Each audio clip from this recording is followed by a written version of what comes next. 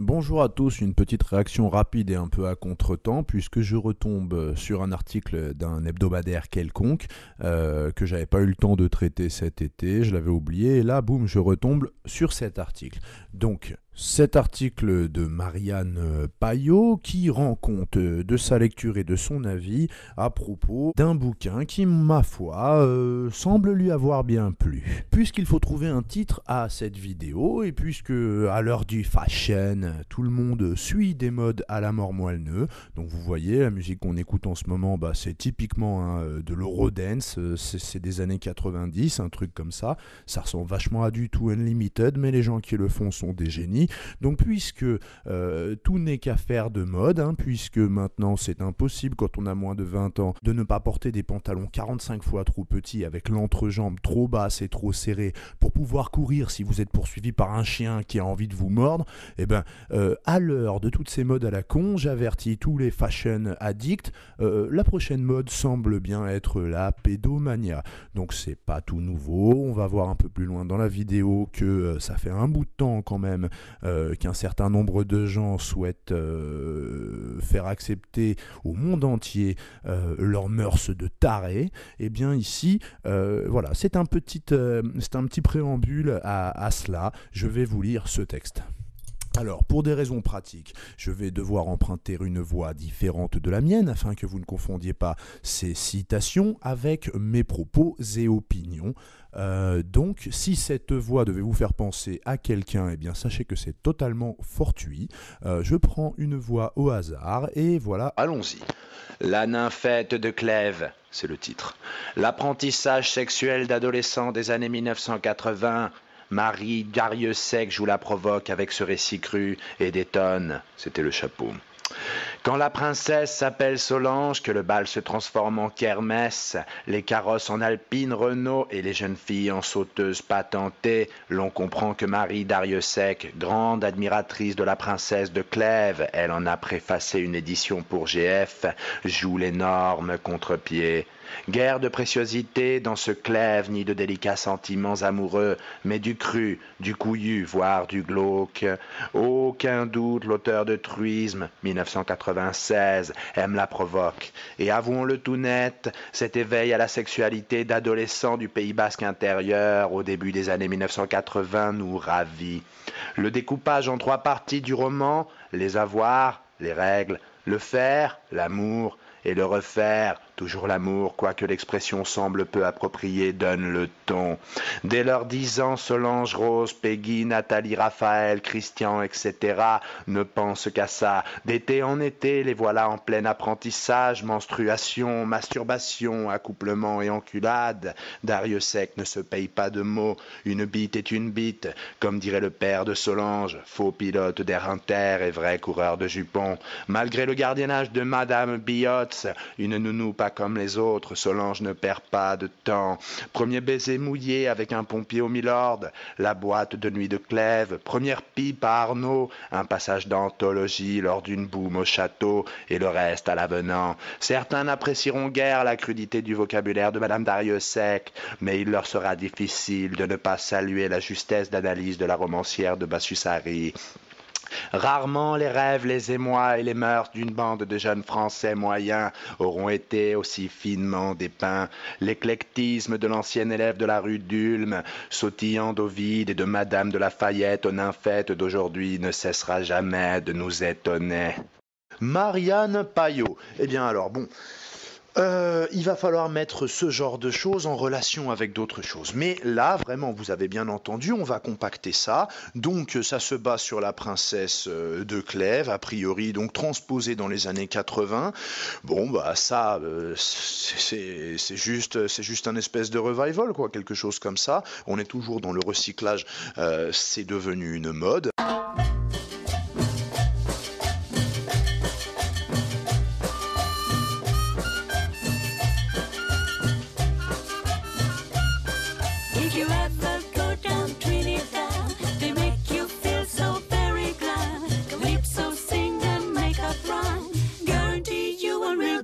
Time drinking rum and Coca-Cola.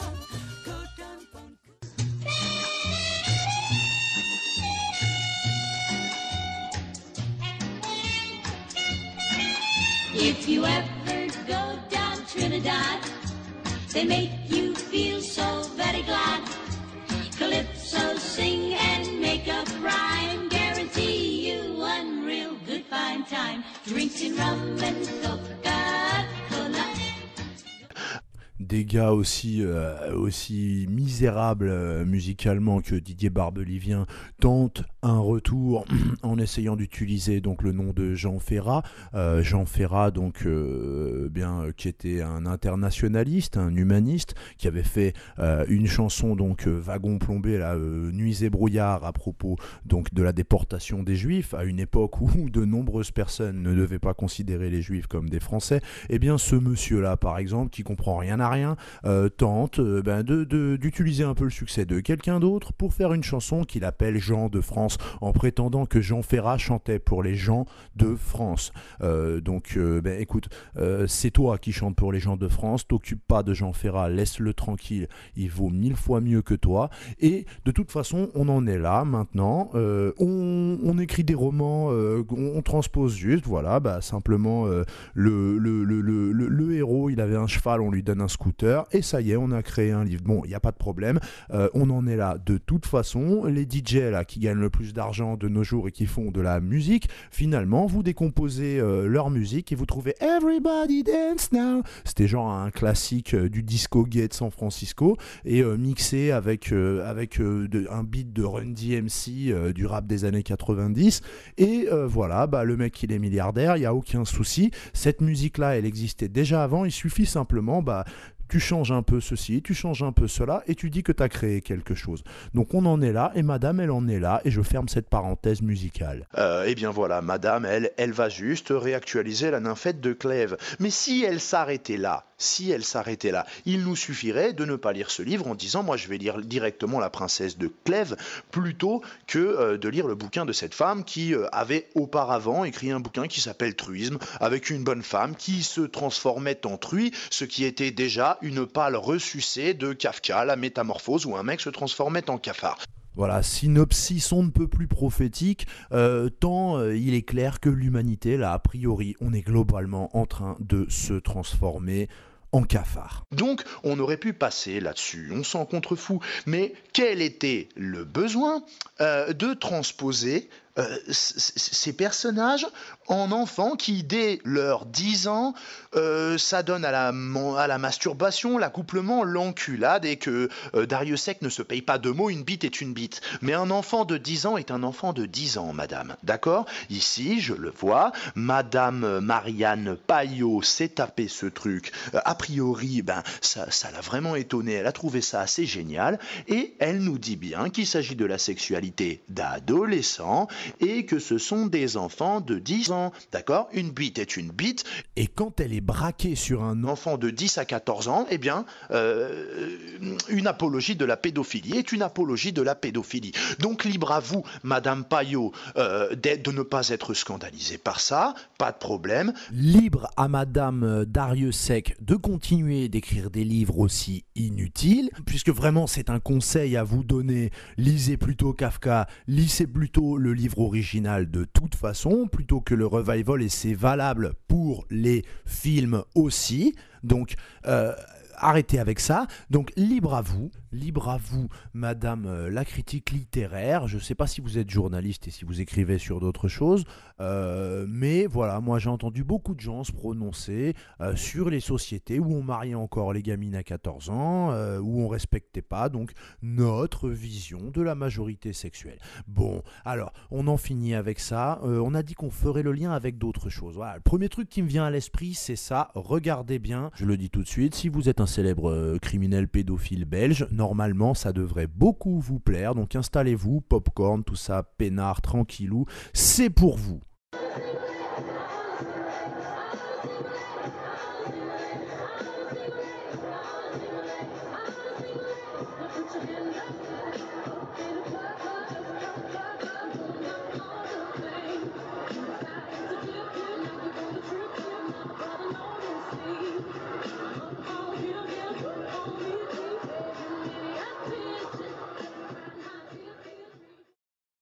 Bon allez, point trop non faux, la musique là c'est vraiment difficile. Alors vous regardez bien ça, vous avez bien vu, toi depuis ta prison là, gros pédophile, ça t'a plu? Bon, alors, eh ben simplement ça s'est pas passé dans l'imagination de Marc Dutroux, non non, c'est dans le vrai monde et les gens qui ont organisé ça ne sont pas en prison, il n'y a pas de problème. Pourquoi? Parce qu'il n'y a pas eu ici de sexe, on est d'accord. Mais est-ce que c'est normal? Les gamines se trémoussent, elles ont entre 8 et 10 ans, on est bien d'accord. Elles ont des mini-shorts rouges, elles lèvent la jambe comme les filles du Lido. Un peu plus tard dans la vidéo, elles font, vous savez, la poum poum dance un peu à la Beyoncé avec les fesses. Elles sont sapées comme Beyoncé.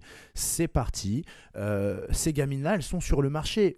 Sur quelle chanson elles chantent, elles dansent, là, les petites? Sur des chansons qui disent « Nous, les célibataires ». We all the singlettes, hein, les filles disponibles. Mais ces filles-là, elles ne sont pas disponibles, elles ont entre 8 et 10 ans. Comment ça se fait qu'elles dansent sur une chanson qui dit ça, dans cet accoutrement, qui est un accoutrement, je suis désolé, qui est celui d'une femme qui est prête à un acte sexuel. On est dans l'érotisme ici, c'est pas la mode, c'est pas fashion. Est-ce que tout le monde est d'accord pour dire que des bas rouges avec un mini short, etc., le nombril apparent, on est quand même dans l'érotisme? Je veux dire, Britney Spears à ses débuts, elle en était même pas là.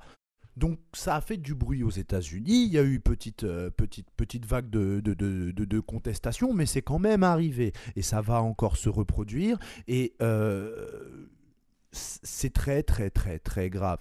Je veux dire, si vraiment ça vous choque pas, je suis désolé de vous prévenir, je vous mets au courant, il faut tout de suite consulter, il faut vous poser beaucoup de questions, il faut regarder vos enfants si vous en avez, et vous essayez de vous faire une image mentale. Vous voyez, vous transposez ça sur vos enfants. Si c'est normal pour vous, ça veut dire que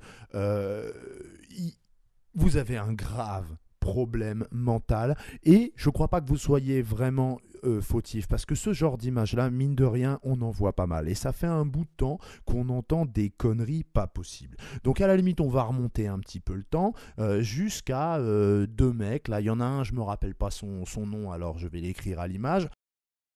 Bing, le voilà. Et le deuxième, je me rappelle son nom, alors je vous le dis, donc il était candidat pour Europe Écologie aux Européennes et il s'appelle Cohn-Bendit. D'accord? Donc, écoutez bien. Vous savez que la sexualité d'un gosse, c'est absolument fantastique. C'est quand même, il faut être honnête, sérieux. Un petit gosse. Moi, j'ai travaillé avec avant les tout petits, là, les tout petits, c'est autre chose, mais avec des gosses qui avaient entre 4 et 6 ans. Vous savez, quand une petite fille de 5 ans et demi, commence à vous déshabiller, c'est fantastique. C'est fantastique, parce que c'est un jeu absolument érotico. Vous me troublez. Oh, mais non, à peine, parce que vous y attendiez. Mais pas tant que ça. Non, mais et je veux dire que... Au fond, je crois avoir saisi que cet amour des moines de Césaire équivaut à retrouver une manière de paradis terrestre. Précisément dans la fraîcheur des visages, dans la fraîcheur des peaux, etc. Oui, mais seulement, vous comprenez. Voilà, donc moi je ressors pas cette vidéo pour accuser qui que ce soit de quoi que ce soit. Passons, on va dire qu'il y a prescription, puisqu'on est dans un pays où il y a prescription, par exemple pour les viols, pour les agressions sexuelles, puisque, alors là encore, aucune diffamation de ma part, il y a simplement eu donc une décision de justice là, qui a décrété qu'il n'y avait pas de poursuite contre Dominique Strauss-Kahn, non pas au nom du fait qu'il n'y avait pas eu d'agression sexuelle, puisque l'agression sexuelle est reconnue, elle a eu lieu, mais les poursuites n'ont pas lieu, puisqu'il y a prescription et qu'a priori elle est de 9 ou 10 ans pour des viols. Donc peu importe bien entendu que les femmes et les enfants violés, bien sûr, mettent beaucoup de temps à trouver la force de porter plainte, puisque par exemple celles qui ont la force de porter plainte se trouvent discréditées parce qu'elles sont pauvres, parce qu'elles ont déjà menti une seule fois, ou même parfois, rappelons-nous les paroles d'un humoriste, appelons ça un humoriste, sur un plateau de télé, qui avait dit que dans l'affaire DSK, il ne savait pas ce qui s'était passé, mais que la femme de chambre était drôlement moche. Hein. Donc à toutes les femmes qui malheureusement se trouvent moches, si vous avez l'impression que les autres trouvent ça aussi, méfiez-vous vraiment, vous pourriez vous faire violer, vous n'auriez pas le droit de porter plainte. Enfin, vous pourriez porter plainte, mais personne ne vous croirait puisque vous êtes moche. Donc je dis pas que vous êtes moche, hein, c'est pas du tout ça. Mais mais c'est pour la démonstration et c'est horrible. Donc admettons qu'il y a prescription pour Cohn-Bendit, nanana. Bayrou, en s'engueulant donc avec lui lors de la campagne des européennes, avait rappelé cette histoire en disant que ça c'était intolérable, scandaleux, etc. Vous savez qui a explosé en vol, donc c'est Bayrou. C'est lui qui a dérapé, c'est à lui qu'on l'a demandé s'il avait regretté d'avoir craqué de cette façon. Mais il n'a pas craqué, c'est normal à un moment ou à un autre d'avoir eu ça en travers de la gorge et de le sortir. Et ça rappelle Luc Ferry, dont on pense ce qu'on veut. Moi personnellement, longtemps, j'en ai rien pensé parce que je m'en fous quoi de Luc Ferry, tout le monde s'en fout. Il faisait ses affaires, il est philosophe, ça en rappelle d'autres, même coiffure, etc. Même si je l'ai entendu tenir des propos bien plus intelligents que l'autre que je ne citerai même plus. Il a, comme tout le monde, bouffé au râtelier de la politique, dans le sens où, avec sa qualité d'ex-ministre de ceci ou de cela, eh bien, il s'est fait payer donc pour un espèce d'emploi fictif, dans le sens où il était professeur, je ne sais plus trop où et je m'en fous, et que tout simplement, il recevait un chouette salaire pour ne rien faire. Alors, il n'est pas du tout le seul dans ce cas, tout le monde le sait, et même dans son cas à lui, tout le monde le savait bien avant. Eh bien, un beau jour, il a juste relayé donc un article qu'il avait lu dans Le Monde. Il a dit donc qu'il y avait eu un ministre qui avait été impliqué dans une affaire avec des petits garçons à Marrakech. Il a dit que lui, il n'avait pas été surpris et que plein de gens étaient au courant. D'accord ? Donc il a juste attesté un article pour lequel personne n'a été accusé. D'accord ? Dès le lendemain, le mercredi, le Canard enchaîné sortait. Et donc moi, c'est fini le Canard enchaîné, j'ai halluciné. Il a sorti ça, il s'en est pris à des pédophiles présumés. Et dès le lendemain, le Canard enchaîné sortait sa bombe pour le faire sauter. On lui a dit, d'accord, tu veux pas jouer le jeu, tu t'en prends à nous, eh ben tu sautes. Non, c'est pas ça qui s'est passé, vous trouvez pas ça bizarre? Ça fait très longtemps que le Canard savait tout ça. Eh bien, pourtant, il a fallu attendre qu'il s'en prenne donc à ce sujet précis. Peut-être que lui, voyez-vous, il a bouffé au râtelier, mais il a trouvé sa limite. Il a dit, ça, je peux plus le supporter, je le sais, je l'ai en travers de la gorge et boum, ça sort. Parce que j'ai ma dignité, même corrompue, admettons qu'il soit corrompu s'il a touché ce salaire fictif, eh bien... même corrompus, des gens trouvent leur limite dans la dépravation, dans l'humiliation que serait le fait de collaborer plus longtemps avec tout cela. Eh bien, le lendemain, le Canard l'assassinait. Première page en couverture, un titre sur lui, un rappel à droite, un rappel à gauche. Luc Ferry jette un pavé dans la vase. Luc Ferry mange des bébés. Luc Ferry pue des fesses.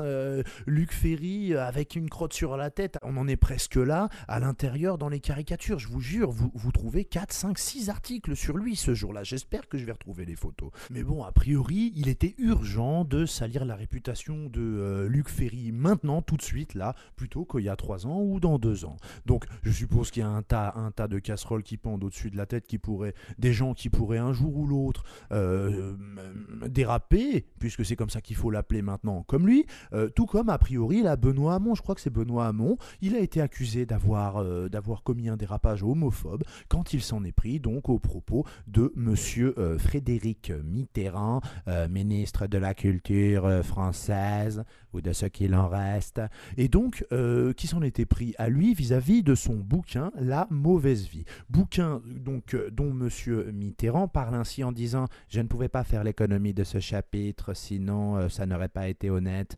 Donc il reconnaît, vous avez qu'à chercher les interviews à ce sujet, vous verrez bien qu'il explique lui-même que c'est bien une autobiographie et non pas un roman quelconque, malgré tout ce qui a pu être dit. Et dedans, nous avons bien des textes, excusez-moi, je vous le fais de tête, ça nous donne l'ambiance de marché aux esclaves, ses effets, des jeunes garçons immédiatement disponibles, pourraient paraître repoussantes. Je sais ce qu'on dit de la prostitution, de là-bas, mais les montagnes de fric, la drogue et les garçons qui n'en retirent que les miettes, tout cela peut paraître abominable, mais ce spectacle m'excite au-delà du raisonnable. Donc quelque chose de ce genre, je vous mets le lien exact, voilà, c'est vraiment de cet ordre. Mais voilà, on est vraiment là, si Benoît Hamon, en s'en prenant à ce type de texte, qui franchement ont toute l'apparence de textes pédophiles, je suis désolé de le dire, ils en ont toute l'apparence. Eh bien, s'il est homophobe à ce moment-là, la personne qui l'accuse de cela commet, à mon avis, une erreur grave déjà, qui est tout simplement d'avancer un argument aussi absurde, puisque un homosexuel n'est pas quelqu'un qui recherche des garçons, des éphèbes et des jeunes garçons, c'est un homme qui cherche des hommes ou une femme qui cherche des femmes. Ce sont des notions absolument distinctes, et quand vous accusez Benoît Hamon de dérapage homophobe, eh bien c'est comme si vous accusiez tous les homosexuels de France d'être des pédophiles. Benoît Hamon n'a jamais eu un seul mot contre un homosexuel que ce soit, et c'est très très grave de l'accuser de cela, et c'est très très grave d'accuser tous les homosexuels de France d'être assimilables à des pédophiles. Donc là quand même on en revient à là où on en était, c'est-à-dire la petite vidéo avec les petites gamines là, avec limite leur porte-jartel qui se trémousse et tout le monde trouvait ça normal, personne n'a fait cesser le show. Ça s'inscrit dans cette espèce d'étrange univers dans lequel on nous demande de vivre, où on a pu voir, vous savez, dans les émissions à la con là, sur l'ORTF1 ou sur, je sais plus, sur le câble, toutes ces chaînes pourries, où on voit des détraqués mentaux, des défoncés, des déglingués, qui invitent les caméras à venir constater leur profonde et consternante médiocrité et parfois même leur folie. Nous avons vraiment vu, moi je l'ai vu, je suis désolé, j'ai pas retrouvé le lien, une bonne femme, elle faisait des courses avec sa gamine qui devait avoir 12 ans et ensemble, elles achetaient un string pour elle, d'accord, et de la lingerie. On est d'accord, elles étaient habillées exactement pareil, en mini-jupe, en bottines, en ceci, en cela. Vraiment incroyable. Des strings. Alors, en France déjà, pour vendre un produit, est-ce qu'il ne faut pas le déposer quelque part, demander l'autorisation de le vendre? Donc, quand c'est un string qui peut être acheté par une gamine de 12 ans, la seule astuce, ça peut être qu'il y a des femmes très très maigres qui ont besoin d'avoir des strings à leur taille, d'accord? Mais alors, qu'on puisse le vendre dans des rayons enfants, c'est très grave, c'est très grave. Et surtout qu'une mère soit assez aliénée, assez lobotomisée pour emmener sa fille acheter un string alors qu'elle a 12 ans. Vous rappelez-vous de la pub pour des bagnoles, là je ne sais plus exactement laquelle, si je la retrouve je la mets à l'écran, une grand-mère, je crois que c'est pour la Twingo, en disant que maintenant le monde a changé, et que nous aussi on peut rouler en Twingo parce que le monde évolue, blabla, il se modernise. Il n'y a pas de problème, aucun souci, simplement à un moment il y a la grand-mère, elle fait un sourire complice à sa petite gamine, honnêtement elle a 15 ans. Honnêtement, elle a 14, 15 ou 16 ans au maximum. Et de son sac à main à cette gamine, cet indispensable sac à main qu'il faut maintenant que nos petites filles, que ma petite fille de 2 ans ait maintenant, eh bien, tombaient des dizaines de préservatifs. Et la grand-mère la regarde et lui dit « T'aimes la fraise maintenant ?»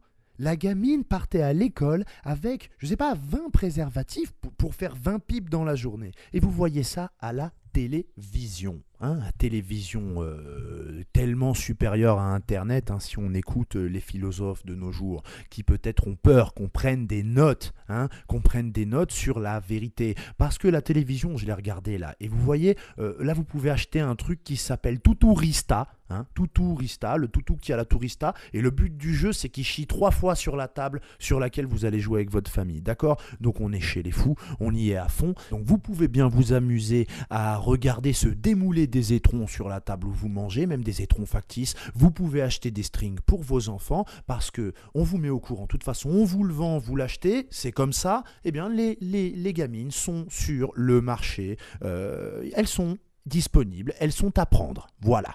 Et ce, entre 10 et 14 ans, selon tel bouquin, enfin voilà, pas de souci, pas de problème. À 13 ans, on peut très bien n'être plus une fillette et poser dans des magazines dénudés, et à ce compte-là, on est disponible pour le sexe. Ce n'est pas moi qui le dis, c'est un esprit bien plus brillant que moi. Polanski n'est pas pédophile. Ça, victime, la plaignante, qui a retiré sa plainte, qui n'a jamais voulu de procès public, qui a obtenu réparation, n'était pas une fillette, une petite fille, une enfant au moment des faits. C'était une adolescente qui posait nue ou dénudée pour Vogue Homme. Et Vogue Homme n'est pas un journal pédophile.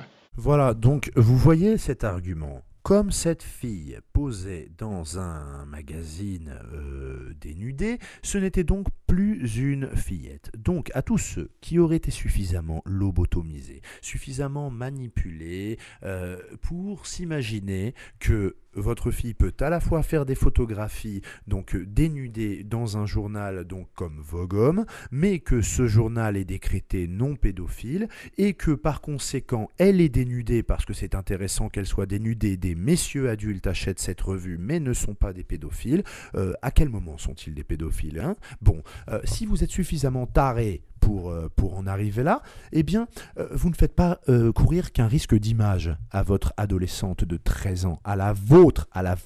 Non, parce que monsieur a donc décrété, là, son raisonnement est le suivant, ayant posé dénudé, ce n'est plus une fillette. Quiconque la toucherait et l'agresserait sexuellement ne serait pas un pédophile, d'accord? Donc, c'est bien ça qui est en train de se passer. Pourquoi est-ce que l'autre artiste photographe là, qui prend des gamines de 13, 14 ans en photo nues, regardez bien leur visage, bon Dieu, je me rappelle pas du nom de ce mec et je m'en félicite. Comment ça se fait qu'il y ait des expos qui vendent ces bouquins, que tout un chacun puisse aisément acheter ses ouvrages sur internet, et puis voilà, petite idée cadeau, c'est fashion, c'est la mode, c'est bientôt Noël, donc une fois que vous vous en seriez servi, bien tout un chacun peut l'envoyer à un ami pédophile qui lui aurait pas de chance et se serait fait choper et s'ennuierait bien en prison, hein, celui auquel je faisais référence, à qui le spectacle des gamines en mini Beyoncé a dû bien provoquer des émois. Je n'accuse pas monsieur Finkielkraut d'être un pédophile, je l'accuse uniquement de faire preuve d'un manque de discernement terrifiant quand il a à défendre des gens qu'il estime être des gens de valeur, ou qui peut-être lui sont chers ou lui sont proches, ou peut-être des gens dont il admire l'œuvre, mais je pense qu'il fait preuve d'un cruel manque de discernement quand il avance cet argument hallucinant. Au nom de quoi l'on peut vendre des photos de gamines de 14 ans nues à des gens qui en feront ce qu'ils voudront sans pouvoir être qualifiés de pédophiles? Je ne le comprends pas. Et quel que soit l'aplomb avec lequel vous le direz, je ne le comprendrai pas. Néanmoins, la réaction qui a eu lieu vaut bien mieux quand même que celle de Bernard-Henri Lévy, qui définitivement est inégalable et qui lui avait pas du tout cherché à démontrer quoi que ce soit du style. Il avait juste cherché à dire que, au nom du fait que Polanski était un rescapé du ghetto de Cracovie et qu'il avait échappé à la barbarie nazie, ceci lui donnait un blanc-seing, une espèce d'immunité BHLique décrétée par la plus haute autorité intellectuelle. Mais là, on n'est plus dans le même registre, hein. On est autre part et on y retournera de toute façon, malheureusement, ça va jamais s'arrêter. Alors bon, voilà, c'est juste ça, je veux vous mettre en garde, ce genre de choses, vous le voyez souvent, peut-être que dans leur tête, là, c'est un message subliminal ou quelque chose. Il faut mettre les petites de 15 ans, au moins celles-là, sur le marché. Voilà, je vous renvoie à cette pub, hein. C'est horrible quand on y pense. Cette grand-mère, elle n'est pas choquée que sa gamine prévoit de faire 20 pipes dans la journée, 20 pipes à la fraise au collège. Bon Dieu, bon Dieu, bon Dieu, bon Dieu. Est-ce qu'on veut l'accepter, ce monde ? C'est ça qu'on veut, sérieusement. Ah ouais, c'est sûr, hein, les gamins de 15 ans au collège, ils vont se marrer, il n'y a pas de problème. Mais tous ces gens-là, ils seront malheureux. Ils seront malheureux comme tous ceux-là que vous lobotomisez, et tous les papas là qui sont prêts à accepter ça, hein, et tous ces gens en plus qui se croient pas pédophiles et qui regarderaient des photos de gamines de 13 ans dénudées. Hein, est-ce qu'on peut être inconsciemment pédophile? Je sais pas, je suis fatigué, je sais pas pour vous, mais il y a plein d'autres exemples. De toute façon, je mets des liens, mais j'ai envie de gerber. Franchement, j'ai envie de gerber, je suis sûr que vous aussi. Alors on en finit avec ça.